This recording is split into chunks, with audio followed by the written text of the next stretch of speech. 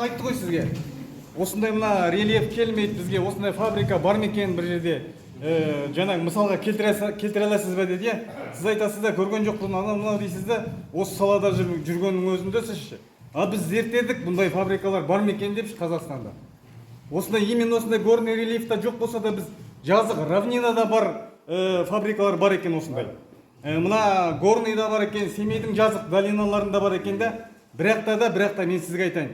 Жанындағы ауыл, населенный пункттан бір көркейіп гүлденіп кеткен жер жоқ. Наоборот, құрдымға кетіп жатыр да. Жердің бәрі қопарылған, быт-шыт жаңағы.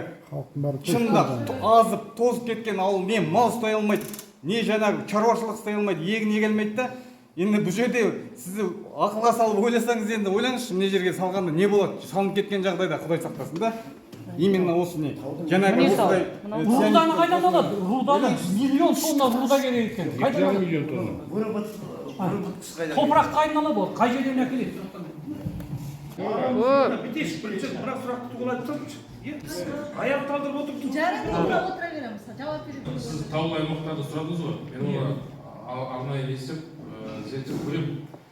Жазықтай аймақтарда енді сізбен келісем, шынымен де обогатительный фабрикалар болсын. Бұл енді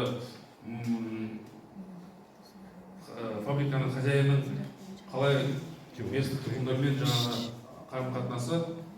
Ол мысалы мен керісінше батыста көркейіп жатқан ауылдар мұнай саласында жақындау, мысалы кен орындарды мен білемін өзім. Мал шаруашылығында бар, әңгіме жоқ.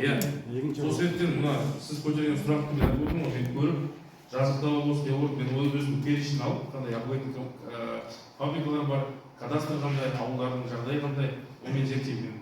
Протокол қосылып. Бізге зерттеуші некесі, мына жауап беруші, зерттеме